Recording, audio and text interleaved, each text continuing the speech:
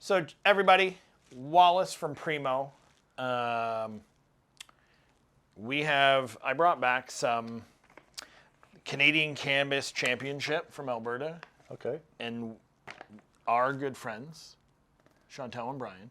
Chantel and Brian, Yep, into the weeds. Into the weeds. That's what we're going to try today. Oh, sweet. So tell me what it's been like just starting out in the legal market, in the recreational side with Primeau. Gosh, where to start? I don't know. It's one of those things where you kind of are the underdog, like dealing with the provincial bodies, dealing with even retailers. You have to get that brand recognition, which it's been hard to do.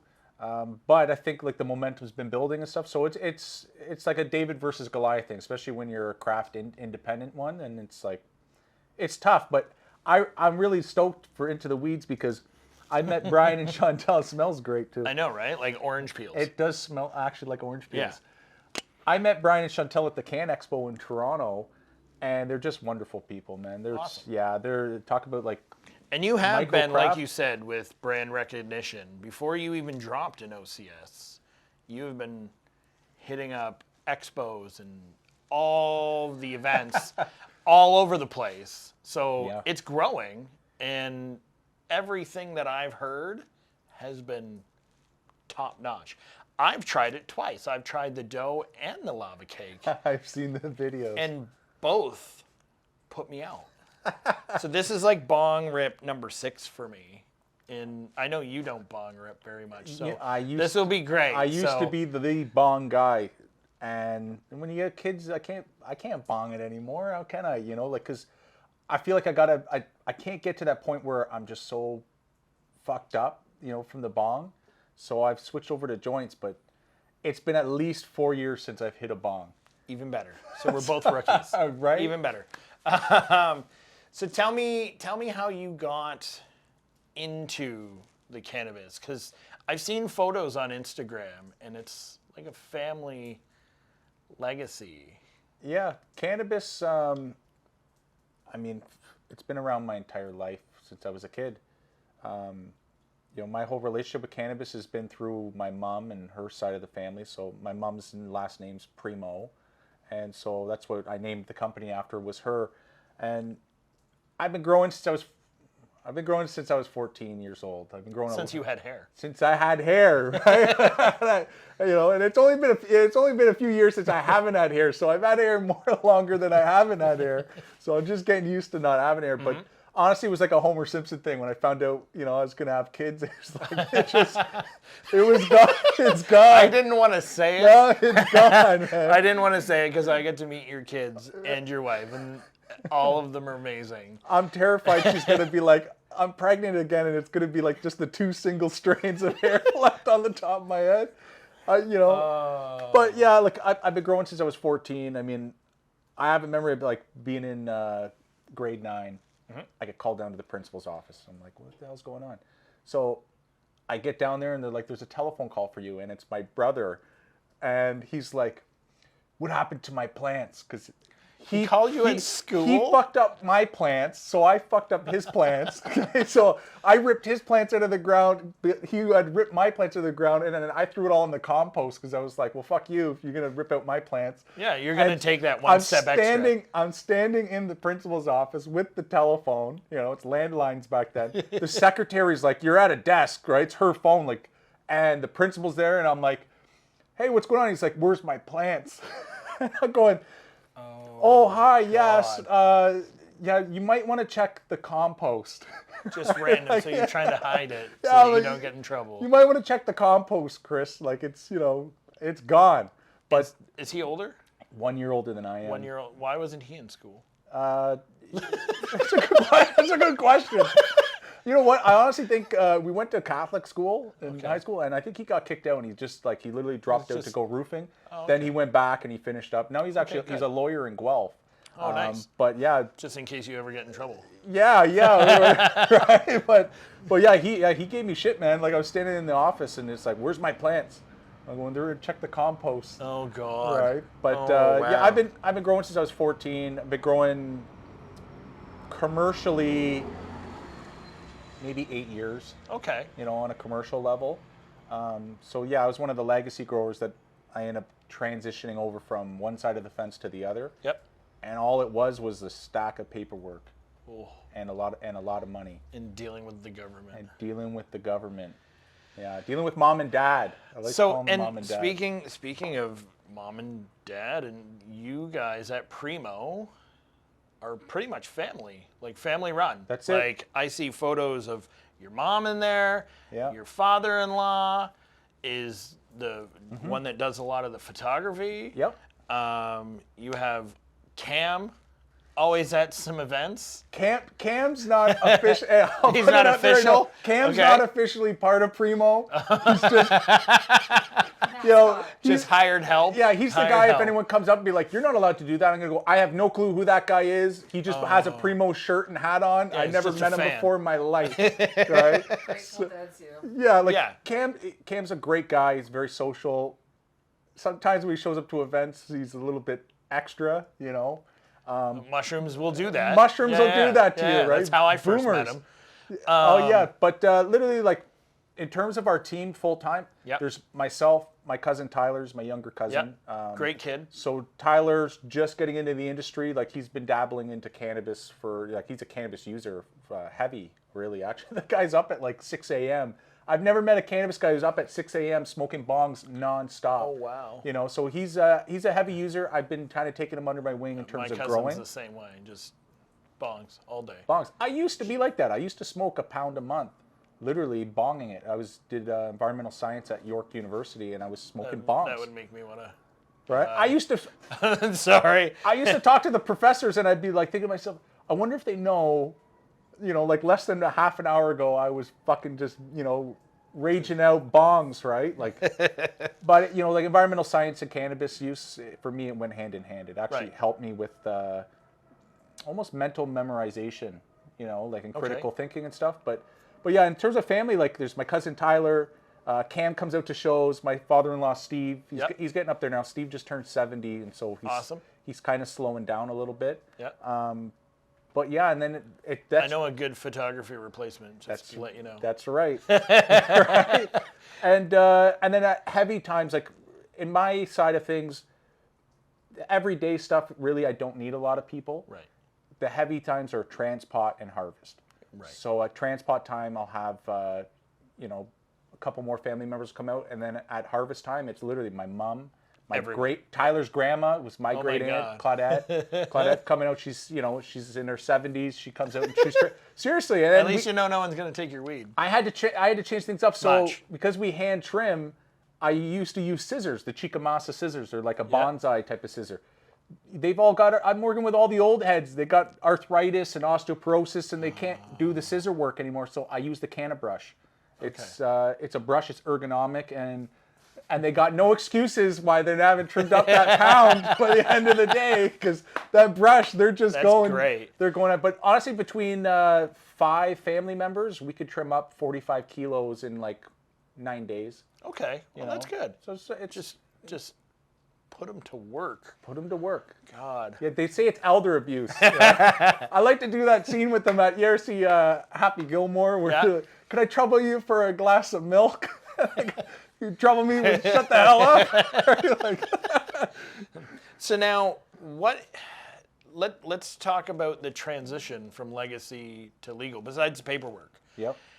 How has that been? Like, what was the benefit did you see from being in legacy to coming into Well, the legal recreation? attraction of switching over was to be able to sleep at night, get a paycheck, not have to worry about it, you know, like, and I love what I do. I love growing. I love being in this business on both sides of the fence. Like, I love, to be honest, like, I look back at those days as more fond memories than I do actually right now, because it was more grassroots. It was more like you produce, you grow, you know, you have this connection with the people who you're dealing with. So the idea was to do that, but I mean, it's a lot of grander, you know, like, because really, it's been, 2021 since we've launched legally, and I haven't got a single paycheck yet. You're an entrepreneur. You're a small business owner. You got to go I've been doing this for 20 years, and I barely Right? get a paycheck. So these ideas that, I'm going to get a paycheck and I don't have to worry about nothing and I pay my taxes and everything's great.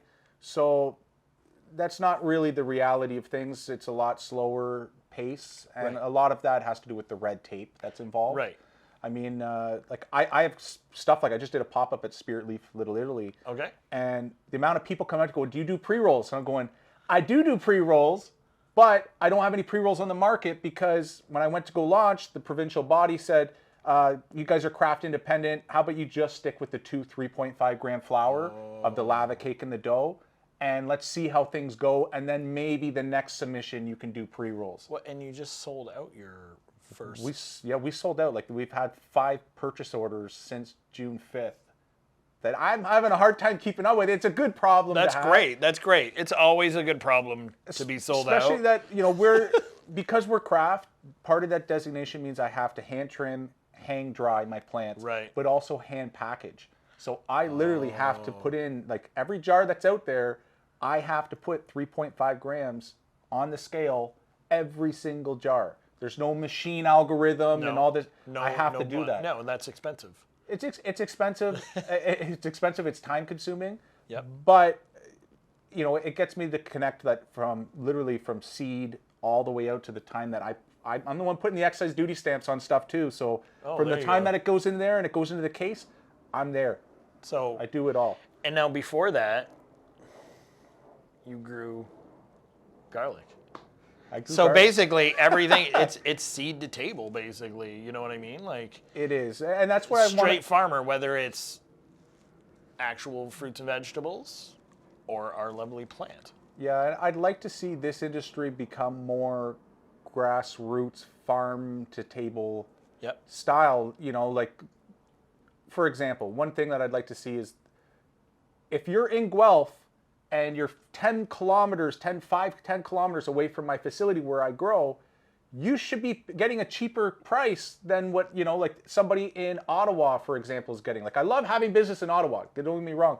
I'd like to see, an incentive for the local stores to purchase local product. Right. Which At a is lower price. At a lower price, which is exactly what happens at the farmers markets. Like, I grew garlic. I used to do Erin, Acton, and Georgetown's farmers markets. I would go in there. You would be able to buy your garlic cheaper from me than you would if you went and bought garlic that was produced in China, because again, it's all that extra expenses of getting it over, shipping, logistics, and stuff. Yep. And because I'm family run, like, I can give you a pound of garlic for $5. Whereas Right. if you go to somewhere else, it'll be $10. And so I'd like to see the same thing with cannabis, is that a Guelph store should be able to purchase my stuff and offer the Guelph community lower prices. And what I've seen is that Pay attention to that. That is a great idea and a great incentive, because I feel from talking to a lot of craft smaller grows, that is an issue. Like, yeah, you have the big box that just pump it out. They have the machines, they have the financing, they have all that, but they don't have the quality. no. They And, don't show the love to the plant like the craft growers like yourself. Yeah, absolutely. I mean, like, I don't want to knock anybody else who's doing their thing, but there are different categories of flower. Like, if you hand trim versus machine trim, you're going to see the difference. Yep. Even for hand packaging, like the fact that, when I take my buds, I'm not just jamming them in. Like, I have to literally, like, You don't want to hit all the trichomes. yeah, right like off. I came this far. It's like it's like doing a 5-star meal and then throwing in a blender at the end. Right. I wouldn't do that. And so one of the things that I noticed when I was doing the farmers markets for garlic was alcohol just broke into the scene. This is like, I'm going to say 2020, 2021. Alcohol finally started coming into the farmers markets. Cannabis, no. So I'd like to see, like, hey, it's a farm product. Like, according to Right. MPAC, the Municipal Property Assessment Board, and CRA, it's all ag. It's agriculture. Yeah, that's true.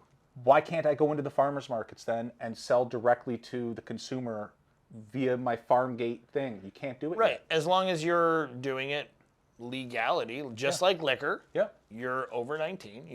You will get carded. Yep. I mean, the whole part of the reason is you can't have any cannabis visible to anybody under 19, but you can for alcohol, Yeah.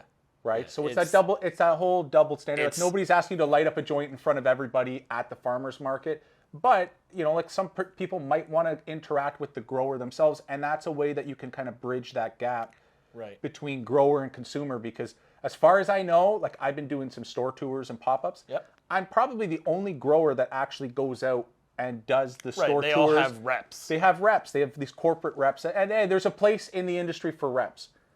It's just it's not bridging that gap between the end user and the person who's actually Right. growing the flower. And Right. so I went in today. I helped a guy roll a joint. Never rolled a joint before in his life. He had no clue about lava cake. He had no clue.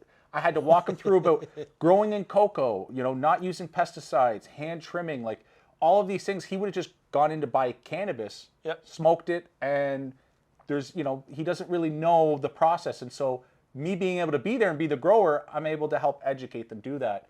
And so I think something like that for a farmer's market type thing could, it could help bridge the gap anyways. That would be very interesting. Like, there should be other places that you can go that aren't only for bud tenders or only for industry. You just took that guy that you showed how to roll a joint from just a stoner Yeah. to potentially a connoisseur, because now he's going to want to learn more Yeah.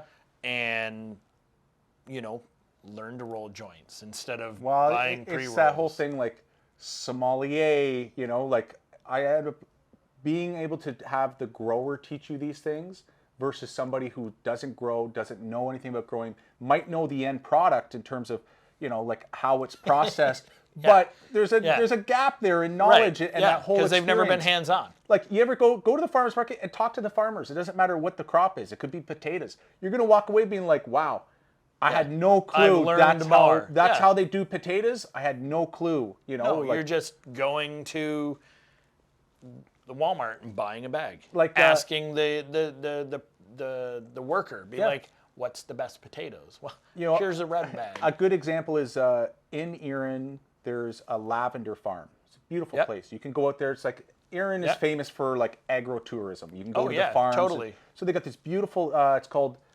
Stonewell Farms. They got a beautiful acres and acres of lavender, and it's all blooming. You can go, you can pick lavender. She does little tinctures and all this stuff. Oh, nice. You go there and you learn about lavender. Yeah. Compared to if you go to a grocery store and you pick up a little lavender Right, you're just lotion reading. thing. You're just reading. You know what I mean? Like you walk away literally going like, that's the plant. That's how it grows. That's like everything you learn, and you get to bring all of that home with you. And I just feel like there's a gap between that. And, when I was at Lyft, they asked me, where do you want to see the industry in 5 years? I said, I want to see more growers come out. Right. Where are the growers? Because they're kind of hidden. They're hidden. Like, they either don't want to come out, they're or like- they're not. They're not. Like I gotta be apart. like blink 3 times, like if you need us to rescue you, because Right. I haven't really met any of the other growers. They're all like locked up in these little cages behind closed doors. Like, where are the growers? Right. And more. I feel that for me, being a newer consumer, I would learn more from someone with hands-on, because that's how I learn. Someone that knows hands-on than someone that reads books and is just passing the information off on me, or that plays around with it. Yes, you play around, cannabis, but do you actually know how to grow? Have you ever done an actual grow from start to finish? You know what it's like? It's like only ever being able to see one side of the coin. There's a whole other side of that coin that, you get the full picture. And I think sometimes just seeing the end product and knowing about the end product, you're kind of too close. You know what I mean? And that being able to learn about more stuff, you get to pull back and you get to see the broader picture of things. And that's why I like the fact that we're going to, check out Brian and Chantel from Into the Weeds. Those are micros, and they're places that they are growers. Yeah, they're a family. I've been to their grow. Have you? It is. I've only ever seen pictures of it. It's a great there's the 2 or 3 rooms, and then there's the dry room. It's a great little facility, right in the middle of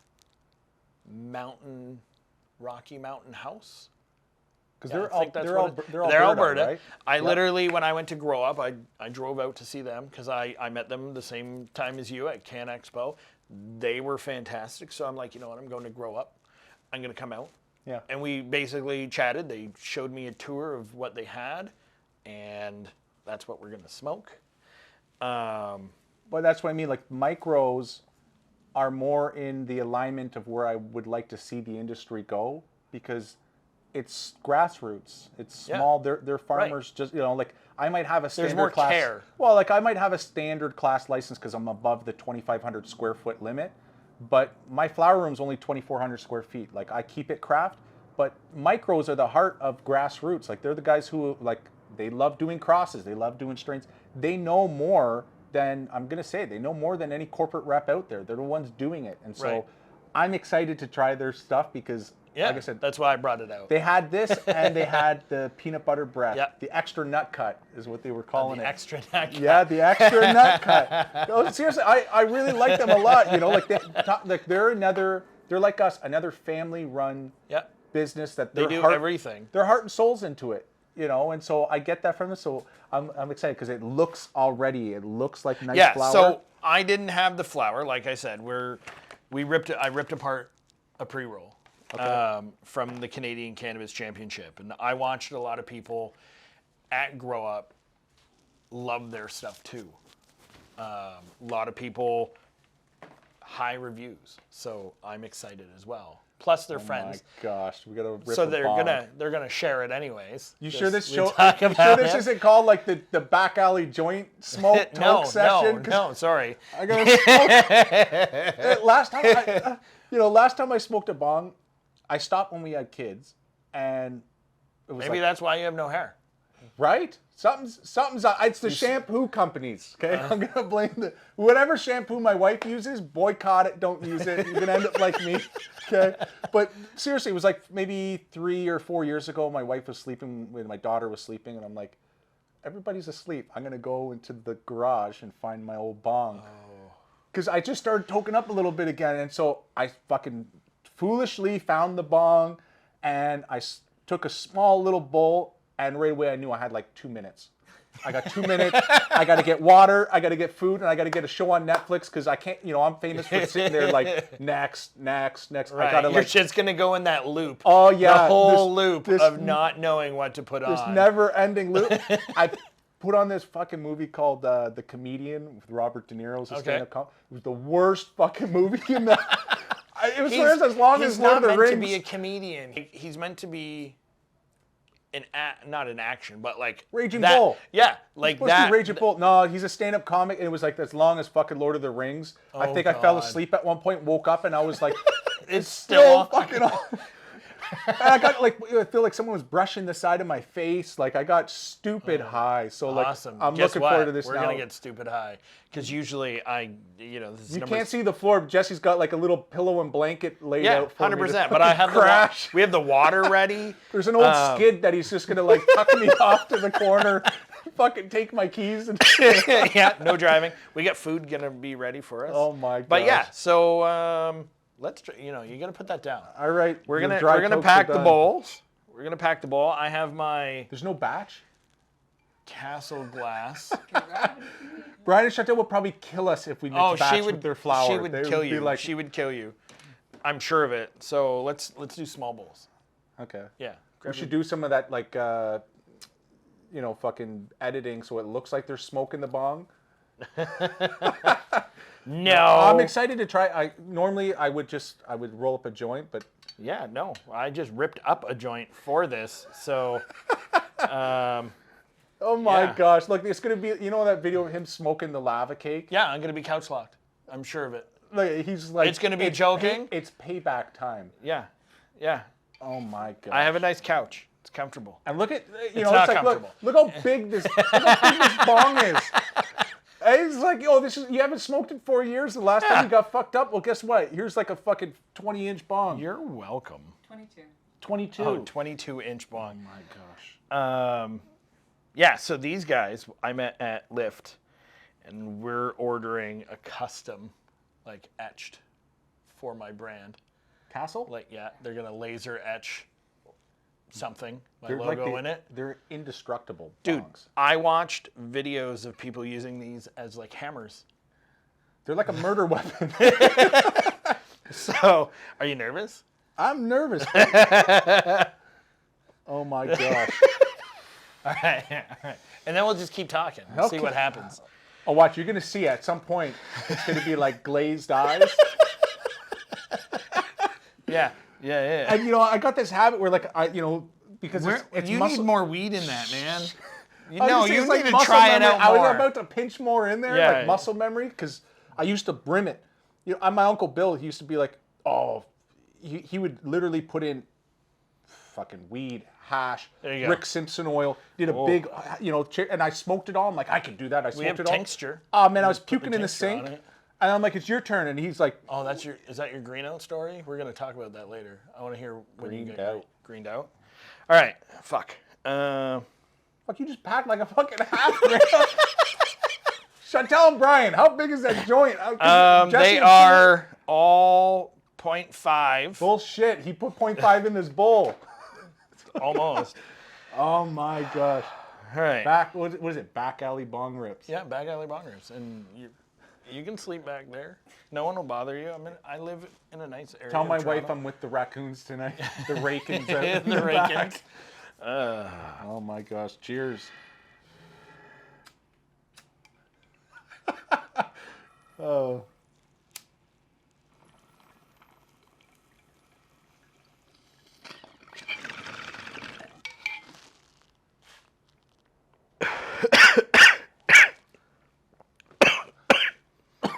Right away, I'm on a roller coaster. There's no getting off.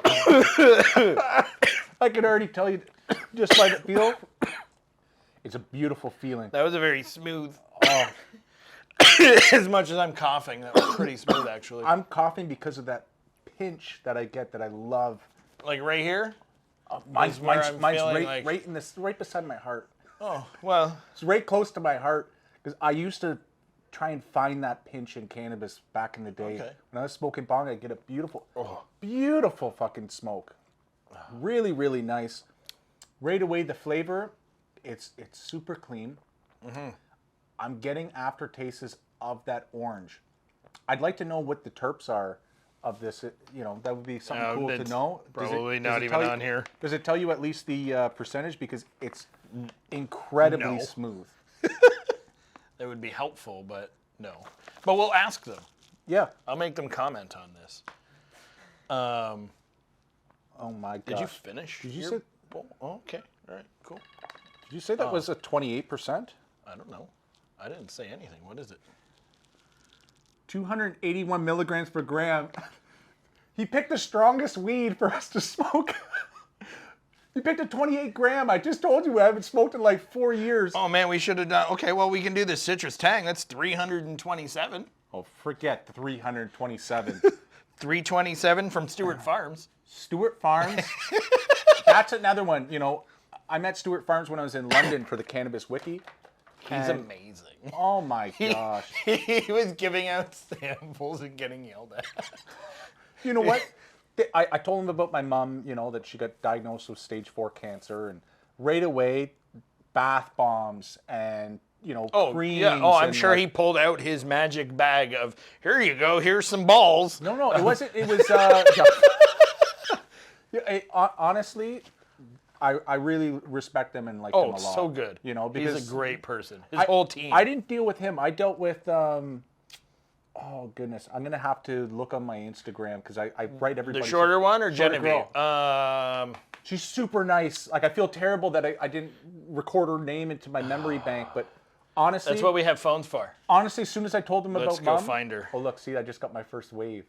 I got my first wave and I grabbed my phone. I just didn't want to tell you. Oh no! Like as soon as it did that, I just felt like it was like a coding error in the Matrix. I right away, I'm in it now. You're not. You're still gonna go home. Yeah, he's going good.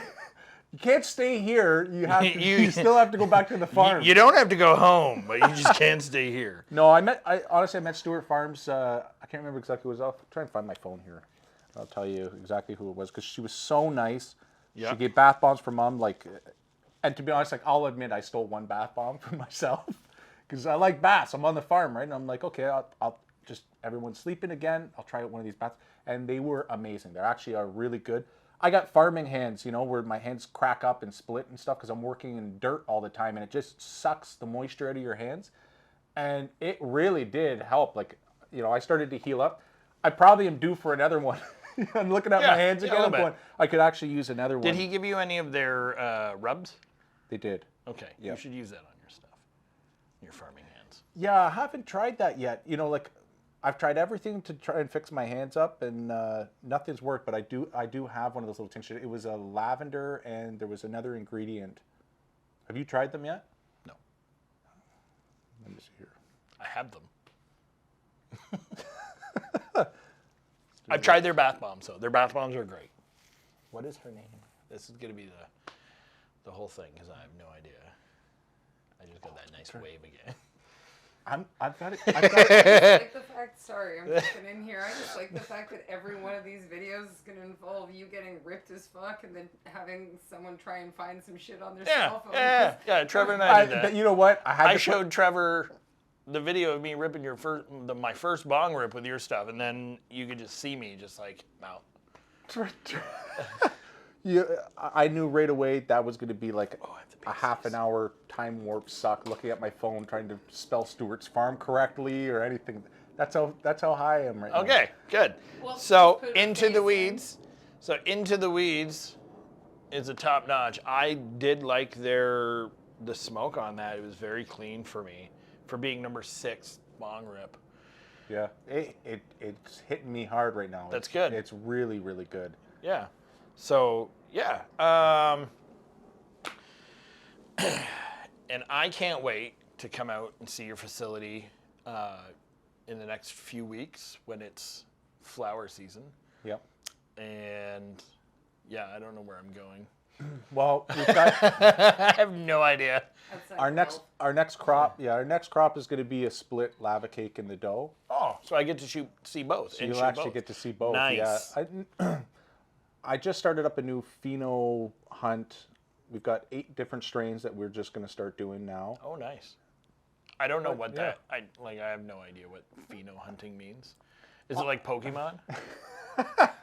Yes. It's You very, gotta, you like, gotta you catch them all. Okay. And your genetics, your geneticist, Brent, Yeah. is Brett. Function. Brett or Brent? Brent. Brent. Function. Okay, genetics. I thought I got it right. Yeah. He not only is super funny, but he finds some great stuff for you. Yeah, he's an amazing geneticist. I mean, he's another guy who's been growing for a long time. But yeah, we started up 8 different strains, and all phenos is, you know, if you have a sibling, you both come from the same mom and dad. Okay. So, but you're different from each other, even though you come from the same Like strain. you and Cam. Like me and Cam. I'm just saying, Right? like So, complete opposites. yeah, like Cam looks, you know, like I look like my dad. Cam looks like the mailman. No, Cam, now- it's just pheno. It's different phenotypes. Everybody looks different. Yeah, So there's different characteristics, different genetics get passed on. Okay. And so we've done 8 strains. I'm doing about like 4 different phenos of each. Of lava and dough. No, Oh, totally new strains. Ooh, Totally new something strains. new I can try and get couch locked. Yeah, we've got some real bangers that we're working on. Can you call one kryptonite? Because your photo right here makes you look like Lex Luthor. That's when I'm all clean shaven. Clean right? shaven, fully bald head, big green yellowy room behind you. Yeah, you know what? In terms of naming strains, unless you cross it yourself, Okay. you know, I'm never one for taking somebody else's strain Yeah. and Oh, then yeah, rebranding it and that's- putting it out. That's the respect in your grower. Yeah, because it's the breeders. Like at the end of the day, it's like their kid, you know. So I wouldn't want to rename it and take that and put it out as our own and rebrand it. So Especially if it's not good. No, especially if it's not good. But so what I'll do instead is I'm too fucking high for this shit. I was gonna say what I normally do is I'll name the cut, the pheno, the specific one. You could call it the Luther cut, or Lex, or what. Please do it. Uranium grass. Yeah. Uranium Oh my grass. God! Please do it. So that's where I get creative with the cut names. But unless you like, for example, the dough, we named it the dough because Brent crossed it with the lava, crossed Samoa with lava. That's we actually created the dough. That's our strain, our genetic that we ended up making. But that was like the dough, and we used to call it the cookie cut because it had that extra bit of cookies, like the lineage that it comes from is Samoa's, another Thin Mint cookie. We thought, well, let's call it the cookie cut. But the dough is our one. So imagine if somebody else got the dough and we're like, we're just going to call this now cookie ice cream gelato, whatever. Wow, it's There's like you'd be doing a disservice. Names. Well, you'd be doing a disservice to Function, you know. Yeah, and he's a great guy. He's a good guy, yes.